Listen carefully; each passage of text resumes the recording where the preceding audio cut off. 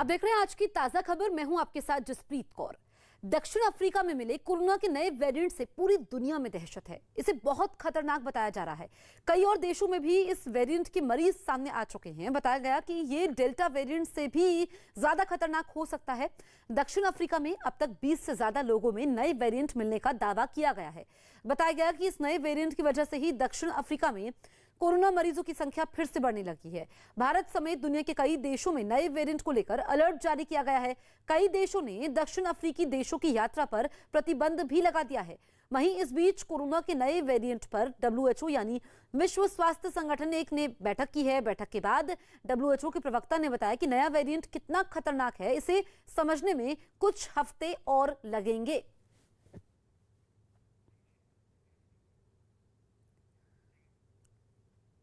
Corona के नए variant से लोगों की टेंशन बढ़ गई है। इस बीच एम्स दिल्ली में कोविड टास्क फोर्स के चेयरपर्सन डॉक्टर नवीद विग ने बताया कि लोगों को यह समझना होगा कि नए वेरिएंट आते रहेंगे।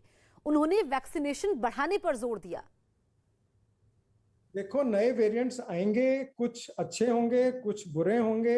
और ये जो नया वेरिएंट है, ये वेरिएंट कहते हैं ज्यादा ट्रांसमिसिबल है, इसमें म्यूटेशन ज्यादा है, ये न्यूट्रलाइजेशन कम, एंटीबॉडी से की जो है उससे न्यूट्रलाइजेशन कम होती है। तो ये वेरिएंट थोड़ा ज्यादा सीरियस है। लेकिन वहाँ लोकली अस्पतालों में कितना ज्यादा बर्डन बनेगा, कितने ज्यादा सीवियर डिजीज होगी, वो हमें देखने की जरूरत है। और वैक्सीनेटेड जो लोग हैं उनमें कितनी सीवियर डिजीज होगी, कितने अस्पताल में जाएंगे वर्सेस जो नॉन वैक्सीनेटेड है। कोरोना के नए वेरिएंट की वजह से टीम इंडिया का अगले महीने होने वाला दक्षिण अफ्रीका का दौरा खतरे में पड़ सकता है। ऐसा इसलिए क्योंकि दक्षिण अफ्रीका में कोरोना के जिस नए वेरिएंट का पता चला उसने पूरी दुनिया में खलबली मचा दी। भारतीय टीम के दौरे से पहले अभी दक्षिण अफ्रीका में हॉलैंड की टीम मौजूद है। उसे दक्षिण अफ्रीका के साथ 3 वनडे मैच खेलने थे, लेकिन कोरोना के खतरनाक वेरिएंट की वजह से पहले मैच के बाद ही हॉलैंड की टीम ने अपने देश लौटने का फैसला कर लिया।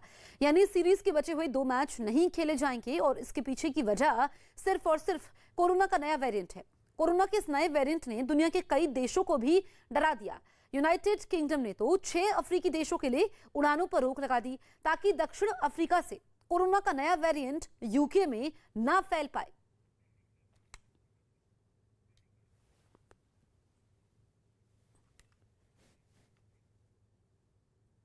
और कोरोना के इस वेरिएंट का असर टीम इंडिया के अगले महीने होने वाले दक्षिण अफ्रीका के दौरे पर पड़ सकता है।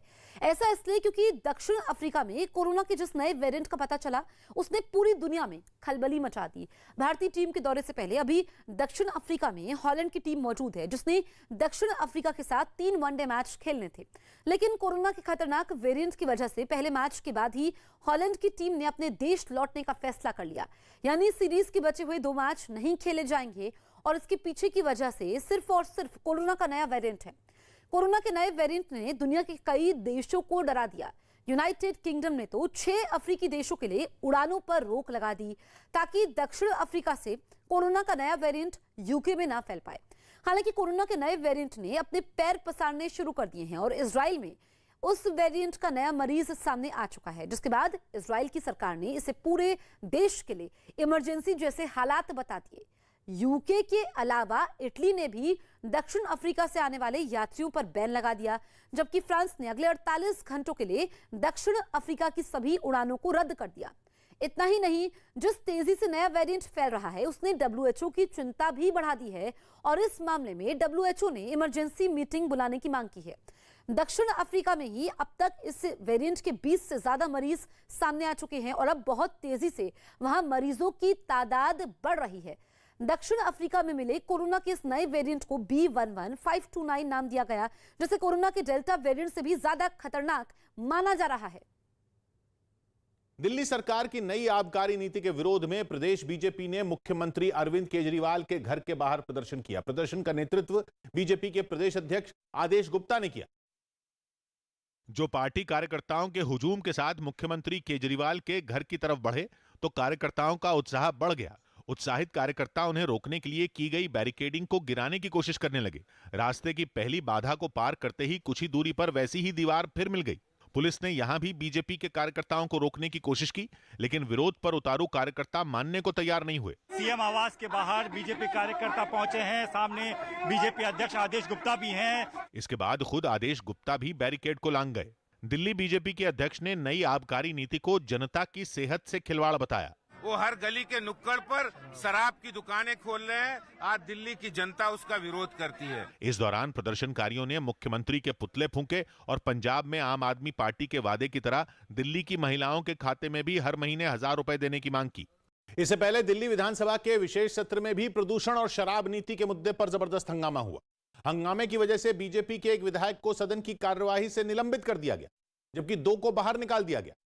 सत्र शुरू होते ही बीजेपी के विधायकों ने वायु प्रदूषण का मुद्दा उठाया और सदन में नई शराब नीति, बढ़ते वायु प्रदूषण और वैट जैसे मुद्दों पर सुनवाई की मांग की। लेकिन रोके जाने के बावजूद जब बार बार वायु प्रदूषण पर चर्चा की मांग होने लगी तो स्पीकर ने इसके लिए बीजेपी को ही जिम्मेदार ठहरा दिया, जिसके बाद विपक्ष भड़क गया। हरियाणा का पराली का रोक दीजिए, दिल्ली सुरक्षित हो जाएगी। बात यहां तक बढ़ गई कि विपक्ष के सदस्यों ने स्पीकर की तरफ कागज उछाल दिया। इससे आहत सत्ता पक्ष ने बीजेपी विधायक जितेंद्र महाजन को इस सत्र से निलंबित करने की मांग की, जिसे स्पीकर ने सदन की मंजूरी लेकर पास कर दिया। महाजन के अलावा 2 और विधायकों मोहन सिंह बिष्ट और अनिल वाजपेयी को भी सदन से बाहर कर दिया गया, जिसके विरोध में सभी बीजेपी विधायक विधानसभा के अहाते में बापू की प्रतिमा के पास धरने पर बैठ गए। धरने पर बैठे विधायकों ने दिल्ली सरकार की नई आबकारी नीति पर नाराजगी जताई और मुख्यमंत्री की किताब के बहाने उन पर निशाना साधा। आज वही अरविंद केजरीवाल इस स्वराज को भूल गए हैं और दिल्ली को नशे की नगरी बनाने के लिए प्रयास कर रहे हैं। दिल्ली सरकार की नीतियों का विरोध करने के लिए जितेंद्र महाजन अपने घर से साइकिल से ही विधानसभा पहुंचे। कृषि कानूनों की वापसी के ऐलान के बाद भी किसान संगठन आंदोलन से पीछे हटने के मूड में नहीं है। आगे की रणनीति तय करने के लिए सिंघू बॉर्डर पर संयुक्त किसान मोर्चा की आज अहम बैठक होगी। यह बैठक दोपहर 12 बजे होनी है। इस बैठक में किसान आंदोलन को लेकर अहम फैसले हो सकते हैं। 19 नवंबर को पीएम ने कृषि कानून वापस लेने का ऐलान कर दिया था। पीएम नरेंद्र मोदी ऐलान के बाद कैबिनेट में भी 3 कृषि कानूनों को रद्द करने के प्रस्ताव को मंजूरी मिल चुकी है, लेकिन किसान अभी भी दिल्ली की सीमाओं पर डेरा जमाए हुए हैं। कृषि कानूनों के विरोध में चलाए जा रहे किसान आंदोलन के 1 साल पूरे होने पर किसानों ने कल देश भर में जश्न मनाया था। किसान संगठनों ने साफ कर दिया है कि जब तक उनकी दूसरी मांगें नहीं मान ली जाती हैं, तब तक वो आंदोलन खत्म नहीं करेंगे। 27 तारीख को फिर हमारी संयुक्त मोर्चे की मीटिंग है। अगली रणनीति हम उसमें तय करेंगे। देश की राजधानियों पर प्रोग्राम हमारा प्रदर्शन रहेगा और 29 तारीख को जो रास्ते दिल्ली के खुले हुए हैं उन रास्तों पे को हम 1000 लोग ट्रैक्टरों के साथ में उन रास्तों पर जाएंगे। किसान आंदोलन पर प्रतिक्रिया देते हुए केंद्रीय मंत्री रामदास आठवले ने कहा कि किसान आंदोलन खत्म कर देना चाहिए। उन्होंने आंदोलन खत्म नहीं करने पर राकेश टिकैत पर कार्रवाई की मांग कर दी। किसान बोल रहे थे कि भाई जब तक कानून वापसी नहीं तब तक घर वापसी नहीं, तो अगर कानून वापस हो गया है तो घर वापस जाने की आवश्यकता है।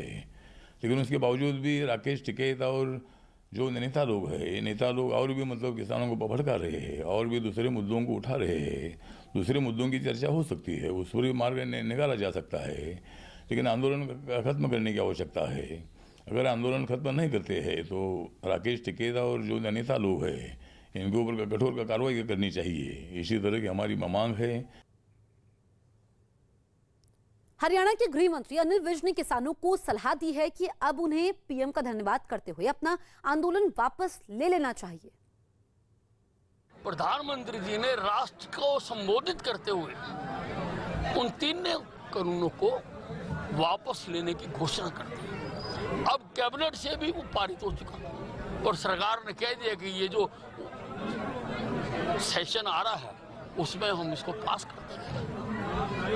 तो इस हिसाब से तो इनको प्रधानमंत्री जिंदाबाद का नारा लगाना चाहिए था। इनको खुश होना चाहिए था कि इनकी इतनी बड़ी मांग प्रधानमंत्री जी ने मान ली। प्रधानमंत्री जी का धन्यवाद करना चाहिए था और अपने अपने घरों को वापस जाना चाहिए। किसान आंदोलन के 1 साल पूरा होने के मौके पर दिल्ली की सीमाओं पर किसानों की हलचल बढ़ गई, जिसे देखते हुए दिल्ली की सभी सीमाओं की सुरक्षा सख्त कर दी गई। बताया गया कि आंदोलन में शामिल होने के लिए कई राज्यों के किसान पहुंचे और इन किसानों ने सीमाओं पर महापंचायत भी की। दिल्ली हरियाणा की सीमा पर बहादुरगढ़ में हुई महापंचायत में पंजाब से पहुंचे किसानों का जमावड़ा दिखा, जिसमें महिलाओं ने भी बढ़ चढ़कर हिस्सा लिया। कुछ इसी तरह आंदोलन के गढ़ रहे सिंघू बॉर्डर पर भी अलग अलग राज्यों से किसानों के पहुंचने का सिलसिला दिन भर चला, जो आंदोलन के 1 साल पूरे होने से उत्साहित नजर आए। चूंकि आंदोलन की हलचल बढ़ने का अंदेशा पुलिस प्रशासन को पहले से था, इसलिए तमाम सीमाओं पर सुरक्षा के पुख्ता इंतजाम नजर आए। सिंघू बॉर्डर पर दिल्ली पुलिस के साथ ही बीएसएफ भी तैनात की गई। कुछ ऐसा ही हाल दिल्ली से यूपी को जोड़ने वाले गाजीपुर बॉर्डर का रहा, जहां हर हलचल पर नजर रखने के लिए दिल्ली पुलिस के साथ सीआरपीएफ के जवान कंधे से कंधा मिलाकर मौजूद रहे। यही नहीं, किसी तरह की चूक से बचने के लिए आसमान से भी पहरेदारी की गई। गाजीपुर बॉर्डर पर सुरक्षा को बढ़ाया गया है और यहाँ आप देख रहे हैं कि ड्रोन से भी इस बॉर्डर पर नजर रखी जा रही है। आसमान पर मंडराते ड्रोन के जरिए किसान आंदोलनकारियों पर पुलिस की पैनी नजर बनी रही। लेकिन किसान आंदोलन और इसकी वजह से बढ़ाई गई सख्ती से आने जाने वालों की मुश्किलें बढ़ गईं और उनको परेशानियों का सामना करना पड़ा, क्योंकि किसान अब भी हटने को तैयार नहीं। लिहाजा गाजियाबाद से दिल्ली की ओर आने वाले रास्तों पर बड़े बड़े कंटेनर रख दिए गए। एक एक्स्ट्रा कंटेनर रखा गया है, जिसे बाद में ड्रैग करके उस तरफ कर दिया जाएगा, यानी कि पूरी रोड को यहाँ से ब्लॉक कर दिया जाएगा अगर किसान आगे बढ़ने की सोचेंगे। तो वहीं किसान नेता राकेश टिकैत ने दावा किया कि जब तक किसानों की सभी मांगे नहीं मान ली जाती, तब तक आंदोलन जारी रहेगा। 3 कानून एक बीमारी थी, पहले उसका हल कर लिया, अब जो दूसरे समाधान है तो उसकी भी बात कर लो। किसान संगठनों ने अपनी मांगों को लेकर 29 नवंबर को संसद की तरफ कूच करने का भी ऐलान कर दिया। भोपाल में बना मिंटो हॉल अब कुशाभाऊ ठाकरे के नाम पर जाना जाएगा। शिवराज सरकार ने भोपाल के मिंटो हॉल का नाम बदलकर कुशाभाऊ ठाकरे हॉल कर दिया है। सीएम शिवराज ने बीजेपी कार्य समिति की बैठक में इसका नाम बदलकर कुशाभाऊ ठाकरे हॉल करने की घोषणा की। उन्होंने कहा कि मिंटो हॉल जब यहाँ बना है, इसके निर्माण में यहाँ के मजदूरों के हाथ लगे हैं, तो फिर इसका नाम विदेशी क्यों होना चाहिए। भोपाल की नवाब सुल्तान जहां बेगम ने तत्कालीन वायसराय लॉर्ड मिंटो के सम्मान में मिंटो हॉल बनाया था। भोपाल के मिंटो हॉल का नाम बदलकर कुशाभाऊ ठाकरे हॉल करने पर सियासत गर्मा गई है। कांग्रेस ने बीजेपी पर अपने नेताओं को महापुरुष के तौर पर पेश करने का आरोप लगाया है, तो जवाब में बीजेपी ने गुलामी का प्रतीक हटाने की बात कही। भोपाल के मिंटो हॉल का नाम बदलकर स्वर्गीय कुशाभाऊ ठाकरे के नाम पर कर दिया गया है। यह वही भाजपा सरकार ने किया है जो नामकरण को लेकर कांग्रेस को कोसती आई है। ये भाजपा के नेताओं के नाम पर अपने नेताओं को महापुरुष बनाने में लगी और उनके नेताओं के नाम पर विभिन्न स्थानों का नामकरण करने का काम भाजपा द्वारा लगातार किया जा रहा है। जब भोपाल के अंदर आज माननीय मुख्यमंत्री ने जो ऐतिहासिक निर्णय किया है कि जो मिंटो हॉल जो अंग्रेजों की गुलामी का प्रतीक था, उसका नाम भारतीय जनता पार्टी के एक ऐसे व्यक्तित्व जिन्होंने भारतीय जनता पार्टी को रचा और गढ़ा, मिंटो हॉल का नामकरण आज श्रद्धेय कुशाभाऊ ठाकरे जी के नाम पर आज हुआ है। ये भारतीय जनता पार्टी के लिए, भोपाल वासियों के लिए, पूरे मध्य प्रदेश के लिए ऐतिहासिक निर्णय माननीय मुख्यमंत्री ने किया। मैं इस बात के लिए उनको बहुत बहुत बधाई देता हूँ। मध्य प्रदेश में नाम बदलने का सिलसिला जारी है। पहले रानी कमलापति के नाम पर हबीबगंज स्टेशन का नाम रख दिया गया। 15 नवंबर को भोपाल में पीएम मोदी ने एयरपोर्ट जैसी सुविधाओं वाले रानी कमलापति रेलवे स्टेशन का उद्घाटन किया। रेलवे स्टेशन को नए सिरे से विकसित करने के बाद इस रेलवे स्टेशन का नाम हबीबगंज रेलवे स्टेशन से बदलकर महारानी कमलापति रेलवे स्टेशन रखा गया और अब भोपाल के मिंटो हॉल का नाम बदलकर कुशाभाऊ ठाकरे हॉल कर दिया गया है। तुर्की के इस्तांबुल शहर में पुलिस और प्रदर्शनकारियों के बीच हिंसक झड़प हो गई। हंगामे की शुरुआत तब हुई जब महिलाओं के खिलाफ अपराध रोकने के लिए मनाए जाने वाले अंतर्राष्ट्रीय दिवस के मौके पर सैकड़ों लोगों ने मार्च निकाला, जिसे पुलिस ने रोकने की कोशिश की, जिस पर प्रदर्शनकारी आपे से बाहर हो गए। उन्होंने पुलिस की कार्रवाई का विरोध करना शुरू कर दिया। कुछ महिलाएं तो पुलिस से ही भिड़ गईं और रास्ते का कांटा बन रहे बैरिकेड को एक एक कर जमीन पर पटकने लगी। इसके बाद पुलिस ने भी सख्ती बरतनी शुरू कर दी। उसने प्रदर्शनकारियों को खदेड़ने के लिए उन पर केमिकल स्प्रे किया, साथ ही रबर की गोलियां भी चला दी। इस कार्रवाई से लोग और भड़क गए। वो पुलिस के साथ धक्का मुक्की करने लगे। हालात बिगड़ते देख पुलिस प्रदर्शनकारियों को हिरासत में लेने लगी। जो लोग आसानी से नहीं गए उन्हें जबरदस्ती उठाकर पुलिस की गाड़ियों में बैठाया गया। इससे पहले सैकड़ों प्रदर्शनकारी एक इलाके में अपना विरोध जताते दिखाई दिए। इस दौरान रैली में शामिल लोगों के हाथों में कई बैनर और पोस्टर भी नजर आए।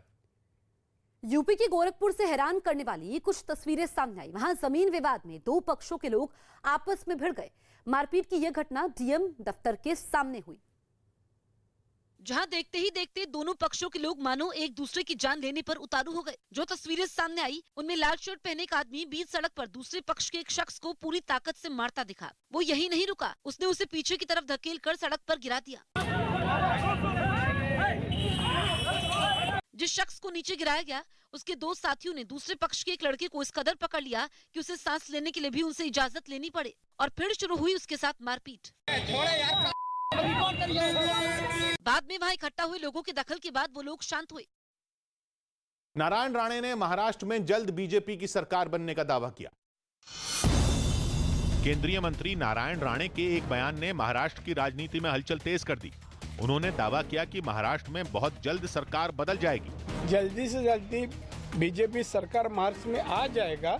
नारायण राणे के दावे पर एनसीपी ने पलटवार किया। अब मन्नत से सरकार गिरेगी कोई सोच रहा है तो हमें लगता है गलतफहमी है।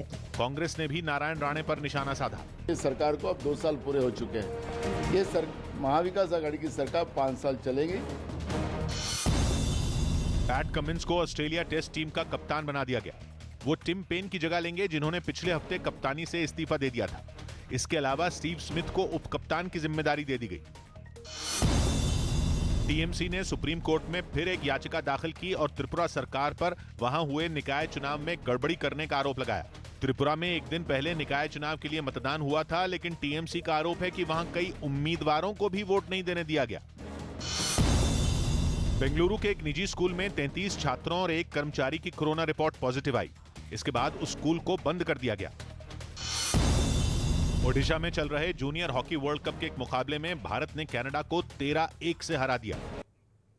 मध्य प्रदेश के सतना से हैरान करने वाली कुछ तस्वीरें सामने आई। वहां एक बुजुर्ग किसान की मौत पर गांव वालों ने बवाल खड़ा कर दिया। उनका आरोप है कि आबकारी विभाग की टीम ने जगदीश सिंह नाम के इस किसान के मकान पर छापा मारने के साथ ही उसके साथ मारपीट की, जिसके बाद उनकी मौत हो गई। जिस पर उन लोगों का गुस्सा भड़क गया और वो किसान के शव को सड़क पर रखकर हंगामा करने लगे, जिससे सड़क जैम हो गई। वो यही नहीं रुके, उन लोगों को शांत करने पहुंची पुलिस के खिलाफ भी उन्होंने नारे लगाने शुरू कर दिए। हद तो तब हो गई जब उन्होंने पुलिस वालों की बात सुनने की बजाय उनके साथ गाली गलौज शुरू कर दी। अपना गुस्सा जाहिर करने के लिए गांव वालों ने रास्ता जैम करने का तरीका निकाला, जिसके लिए उन्होंने किसान का शव रखने के साथ वहां मोटरसाइकिल खड़ी कर दी और पेड़ का तना लिटाकर सड़क पर रख दिया। जब इतना भी उन्हें काफी नहीं लगा तो एक लड़का सड़क पर लेट गया, जिसे बाद में पुलिस वालों ने जबरन वहां उठाकर रास्ता खुलवाया। राजस्थान के जैसलमेर में पाकिस्तान की सीमा के पास सेना ने एक बड़ा अभ्यास किया। इस अभ्यास में तीनों सेनाओं ने 30,000 से ज्यादा सैनिकों के शामिल होने की खबर है। और इस अभ्यास के जरिए तीनों सेनाओं के बीच तालमेल बेहतर करने की कोशिश हुई। जैसलमेर के रेगिस्तान में सेना ने उन तकनीकों का इस्तेमाल किया जिनकी जरूरत युद्ध के हालात में पड़ सकती है। रेगिस्तान में धूल और धुएं का गुबार उड़ता रहा और सेना के सबसे खतरनाक हथियार अपना दम दिखाते रहे। इनमें सिर्फ टैंक ही नहीं बल्कि जंगी जहाज भी शामिल रहे। युद्ध में रेस्क्यू ऑपरेशन में काम आने वाले सेना के हेलीकॉप्टर ही नहीं बल्कि बेहद भारी भरकम ट्रक भी अभ्यास का हिस्सा बने। रेगिस्तान के बीच दुश्मन के बंकर बनाए गए और उन्हें निशाना बनाने के ऑपरेशन का अभ्यास किया गया। इस दौरान सैनिकों ने केवल पराक्रम ही नहीं दिखाया बल्कि गजब का तालमेल भी दिखाया। लेकिन सबसे अहम रहा इस अभ्यास में आर्टिफिशियल इंटेलिजेंस और दूसरी आधुनिक तकनीक का इस्तेमाल। पहली बार इतने बड़े पैमाने पर सेना के किसी अभ्यास में ड्रोन का इस्तेमाल किया गया। और दावा तो यह किया जा रहा है कि इस अभ्यास का मकसद तकनीक के साथ तालमेल है। सेना के किसी अभ्यास में पहली बार इतनी बड़ी संख्या में ड्रोन पहरा देते हुए दिखे। ये खास तरह के ड्रोन थे जो टारगेट की केवल तस्वीर ही नहीं बल्कि उससे जुड़ी कई अहम जानकारियां आसानी से पहुंचा देते हैं, जिसके बाद आसमान से बम बरसाने हो या टैंक से निशाना साधना हो, सेनाओं के लिए हर ऑपरेशन आसान हो जाता है। रेगिस्तान के कई किलोमीटर तक के इलाके में किए गए इस अभ्यास में राज्य सरकार की कई सुरक्षा एजेंसियां भी शामिल हुई। जितना ज्यादा ट्रेनिंग हम करेंगे उतना ही हम अपने तालमेल को बढ़ा सकते हैं। इस अभ्यास की सबसे खास बात यह रही कि यह पाकिस्तान की सीमा के बेहद करीब हुआ। फौज के सफेद पैराशूट आसमान में उड़ान भरते हुए भी दिखे, जो पाकिस्तान के हौसले पस्त करने के लिए काफी थे। आरएसएस प्रमुख मोहन भागवत ग्वालियर में कई कार्यक्रमों में शामिल होंगे। मध्य प्रदेश के ग्वालियर पहुंचे आरएसएस प्रमुख मोहन भागवत का जोरदार स्वागत किया गया। अपने 2 दिनों के दौरे के समय वो कई कार्यक्रमों में हिस्सा लेंगे। विदेशों में कोरोना के नए वेरिएंट मिलने के बाद मेरठ के डीएम ने अधिकारियों को सतर्कता बरतने के निर्देश दिए। उन्होंने विदेशों से आने वाले लोगों की जांच करवाने को कहा, साथ ही लोगों से मास्क पहनने की भी अपील की। मध्य प्रदेश के जबलपुर में शादी समारोह के समय कॉफी बनाने वाली एक मशीन में धमाका हो गया। धमाका इतना जोरदार था कि एक शख्स की मौके पर ही मौत हो गई, जबकि इस हादसे में कई लोग घायल हो गए। पुलिस ने केस दर्ज कर छानबीन शुरू कर दी। राजस्व खुफिया निदेशालय यानी डीआरआई ने मुंबई एयरपोर्ट से विदेशी करेंसी के साथ 2 लोगों को गिरफ्तार कर लिया। दोनों आरोपियों के पास से भारतीय रुपयों में करीब 3 करोड़ 70 लाख की विदेशी करेंसी जब्त करने का दावा किया गया। भोपाल में एक ही परिवार के 5 लोगों ने जहर खाकर आत्महत्या करने की कोशिश की, जिसमें एक लड़की समेत 2 की मौत हो गई। शुरुआती जांच में पता चला कि पड़ोस की 2 महिलाओं से पैसों की लेन देन और आर्थिक तंगी की वजह से इस परिवार ने ये कदम उठाया। मध्य प्रदेश के मंदसौर में पुलिस ने सरकारी जमीन पर किए गए अतिक्रमण को हटा दिया। अतिक्रमण हटाने के समय हंगामा न हो, इसके लिए काफी तादाद में पुलिस वाले तैनात रहे। दिल दहला देने वाली एक घटना सामने आई। वहां से गुजर रही एक ट्रेन में अचानक आग लग गई, जिससे दहशत फैल गई। गनीमत यह रही कि हादसे में कोई जख्मी नहीं हुआ। बताया गया कि दुर्ग उधमपुर एक्सप्रेस ट्रेन वैष्णो देवी से छत्तीसगढ़ के दुर्ग जा रही थी, लेकिन जैसे ही मुरैना स्टेशन के आगे बढ़ी, उसमें आग लग गई, जिसने दुर्ग छत्तीसगढ़ ट्रेन के 2 एसी डिब्बों को अपनी चपेट में ले लिया और वो धू-धू कर जलने लगे। आग इतनी भयानक थी कि उसकी लपटें ट्रेन के डिब्बों की खिड़कियों से बाहर निकलती दिखी। आग लगने से गहरा धुआं भी निकला, जो आसमान की तरफ काफी ऊंचा उठता दिखाई दिया। दावा किया गया कि आग लगने का पता यात्रियों को ही चला था, जिन्होंने चेन खींचकर ट्रेन को रोका। समय रहते उन डिब्बों से यात्रियों को उतार लिया गया जिनमें आग लगी थी। इस दौरान वहां अफरा तफरी का माहौल बन गया। आग भले ही 2 डिब्बों में लगी, लेकिन उसका धुआं ट्रेन के कई डिब्बों तक पहुंचा, जिसकी वजह से यात्रियों को काफी परेशानी हुई। हालांकि इस बीच कई लोग मोबाइल से जलती हुई ट्रेन का वीडियो बनाते दिखे। सूचना मिलने पर दमकल की कई गाड़ियां मौके पर पहुंची और पाइप के जरिए पानी डालकर आग पर काबू पाया गया। दावा किया गया कि कुछ देर बाद जिन डिब्बों में आग लगी थी, उनको अलग करके ट्रेन को रवाना कर दिया गया।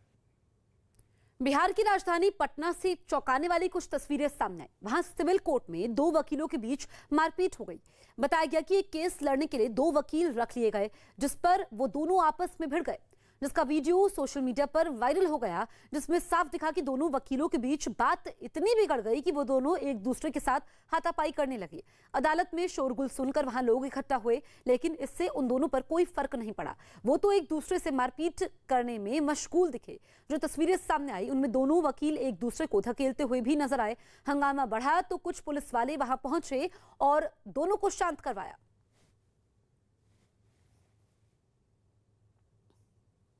नोएडा के फ्लैट खरीदारों की याचिकाओं के निपटारे में हो रही देरी पर सुप्रीम कोर्ट ने नाराजगी जताई। असल में नोएडा के कुछ फ्लैट खरीदारों ने सुप्रीम कोर्ट में याचिका दायर की थी कि उनकी कई याचिकाएं 2017 से राष्ट्रीय उपभोक्ता अदालत में लंबित पड़ी हैं और उन याचिकाओं पर अभी तक ठीक से सुनवाई भी नहीं हुई, जिस पर सुप्रीम कोर्ट ने नाराजगी जताते हुए राष्ट्रीय उपभोक्ता अदालत को 3 महीने के अंदर उन याचिकाओं के निपटारे का आदेश दिया। राष्ट्रीय उपभोक्ता अदालत में जो याचिकाएं लंबित हैं, उनमें कई बिल्डरों के खिलाफ भी शिकायत दर्ज और साथ ही फ्लैट मिलने में देरी और खराब क्वालिटी से जुड़े कई मामले भी अदालत में चल रहे हैं।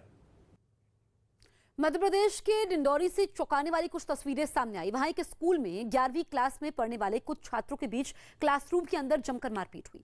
बताया गया कि मामूली बात पर छात्र एक दूसरे से उलझ गए और देखते ही देखते उनके बीच विवाद इतना बढ़ गया कि वो मारपीट पर उतारू हो गए। जो तस्वीरें सामने आई, उनमें साफ दिखा कि जैसे ही एक छात्र ने दूसरे को धक्का मारा, पीछे से एक दूसरे छात्र ने उसके गले को पकड़कर उस छात्र को नीचे गिरा दिया।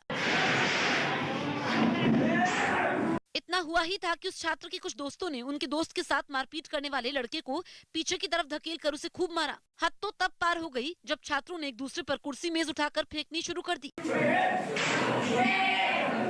बताया गया कि क्लासरूम के अंदर छात्रों के बीच मारपीट करीब आधे घंटे तक यूं ही चलती रही।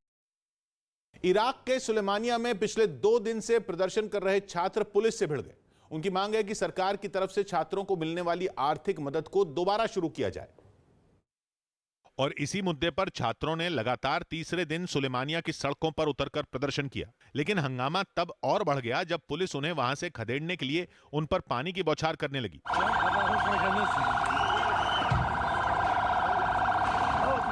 इस कार्रवाई से भड़के छात्र वहां से टस से मस नहीं हुए। गुस्से में आकर उन्होंने तो पुलिस पर ही पथराव शुरू कर दिया।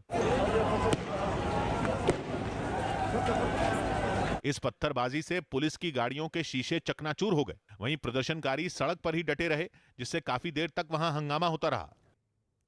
हरियाणा के पंचकुला से चौंकाने वाली कुछ तस्वीरें सामने आई। वहां गाड़ी में टक्कर लगने के बाद एक कार सवार पर बुजुर्ग से मारपीट का आरोप लगा। यह घटना 22 नवंबर की बताई गई, जिसका वीडियो सोशल मीडिया पर वायरल हो गया, जिसमें साफ दिखा कि कार सवार शख्स ने पहले बुजुर्ग को डंडे से पीटा और फिर गाली गलौज की। शोरगुल सुनकर वहां लोग इकट्ठा हो गए। बुजुर्ग लगातार हाथ जोड़कर उससे माफी मांगते रहे, लेकिन वो आदमी लगातार उनके साथ बदसलूकी करता रहा।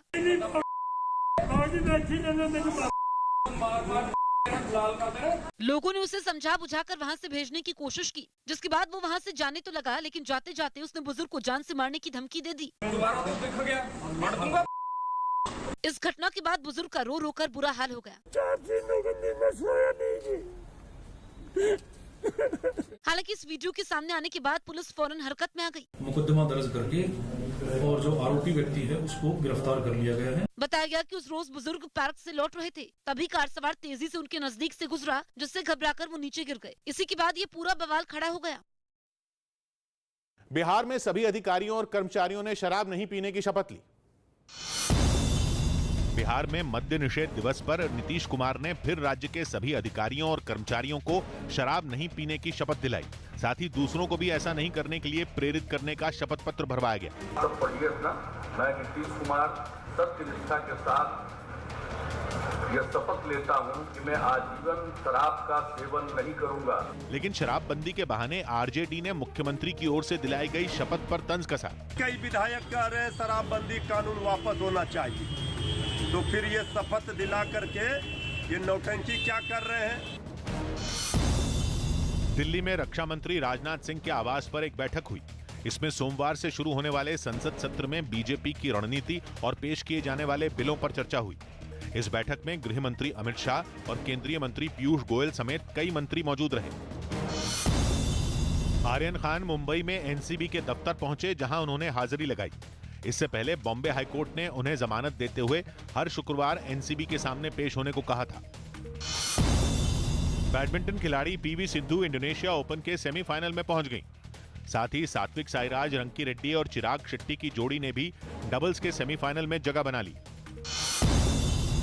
दिल्ली के मुख्य सचिव विजय कुमार देव राजधानी के नए मुख्य चुनाव आयुक्त होंगे। वो अगले साल अप्रैल में ये जिम्मा संभालेंगे और उन्हीं की निगरानी में दिल्ली में नगर निगम चुनाव करवाए जाएंगे।